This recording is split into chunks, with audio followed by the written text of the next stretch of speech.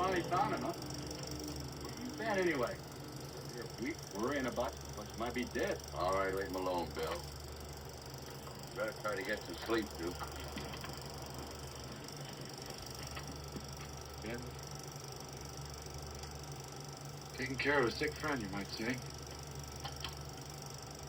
I had to attend a wedding. Well, now, ain't that just dandy? You mean to tell me you've been gallivanting all around the country while 300 people are sitting here waiting to hear from you? What kind of a scout are you, anyway? Lousy one, I guess. Got to tell you that he deliberately threw away a great deal of money. A lot of money? How? How much? A fortune. Buried. Better make some fresh coffee, Charlie. A big pot of it. This is going to take some time to tell. Yes, sir.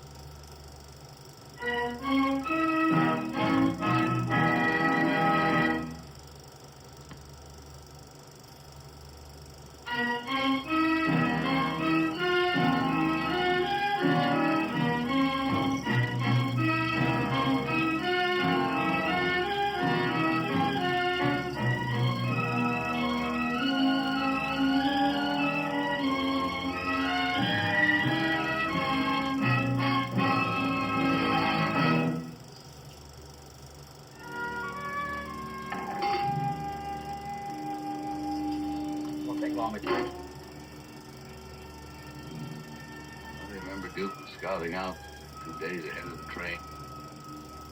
It's been raining, and I was worried about the trail.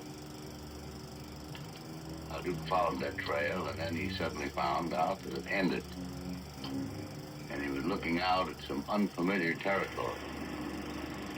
He'd been there the year before, but now there was a valley where there had been a mountain.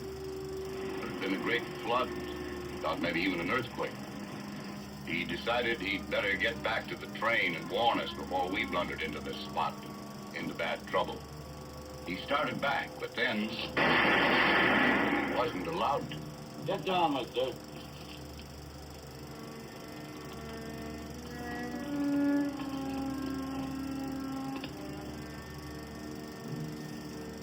And drop your holster. And put your hands up. And keep them there.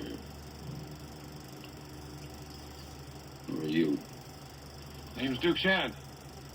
What are you doing out here?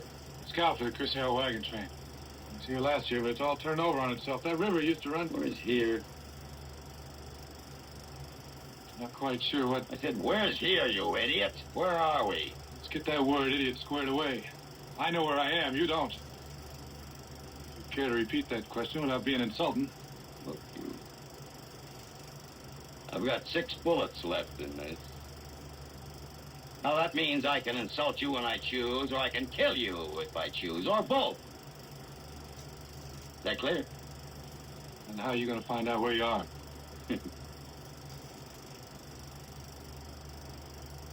Correct, Mr. Shannon. We'll strike out the word idiot.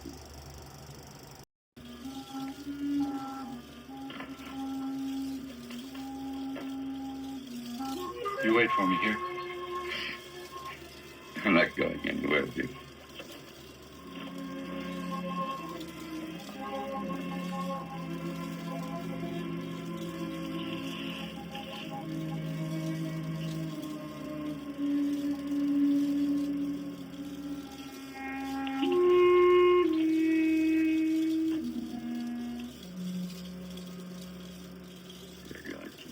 Back here, dark angel.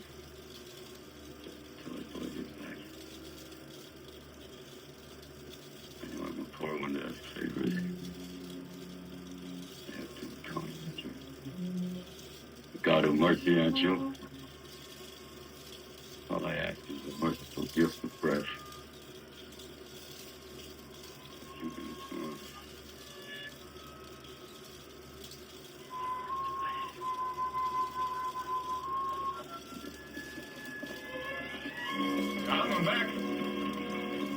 something for you from your daughter.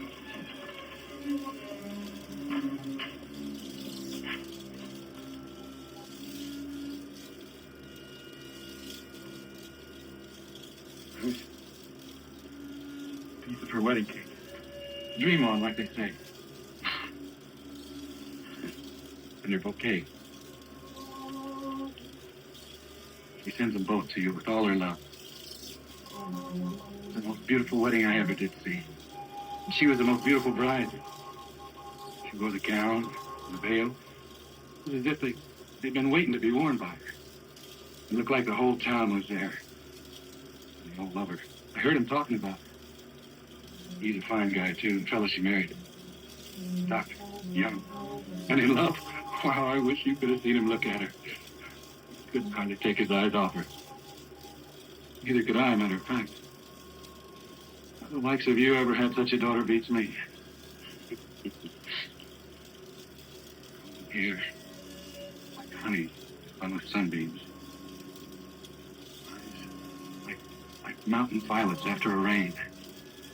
That wedding gown wasn't a bit softer than her skin.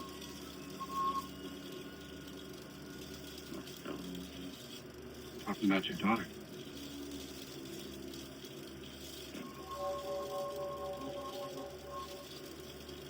I suppose she did look like her. We made it after all, didn't we? Thank you, Duke. Thank you, my friend and my ally. Sometime. Maybe that too.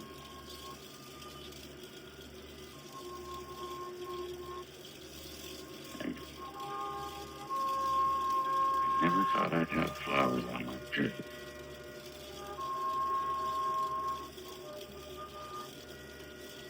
Would you mind, Duke?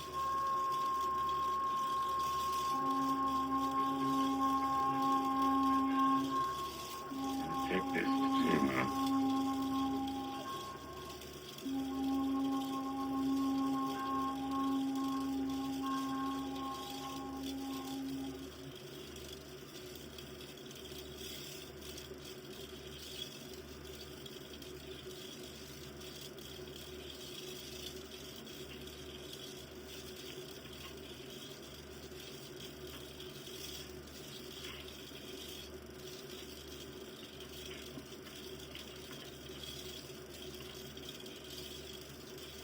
Wow.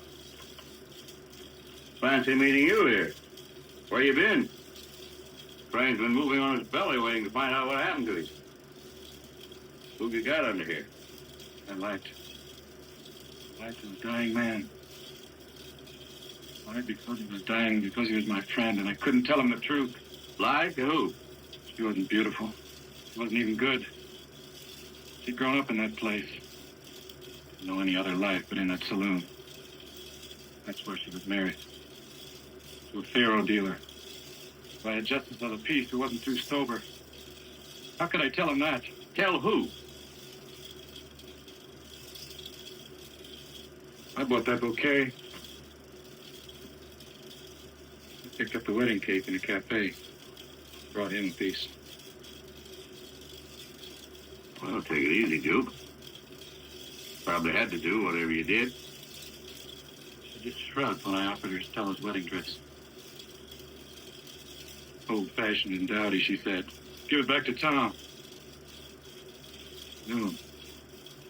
And about the bounty on his head. How could I tell him any of that? Well, on whose head? He was born Thomas Lovegod Cabot.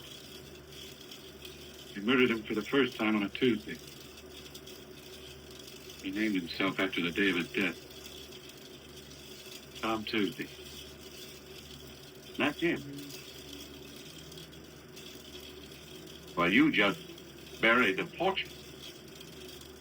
Buried a friend.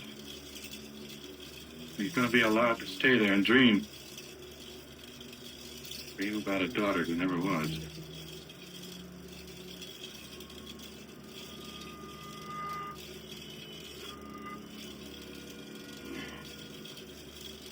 Well, the sun's coming up. I'll make another pot of coffee.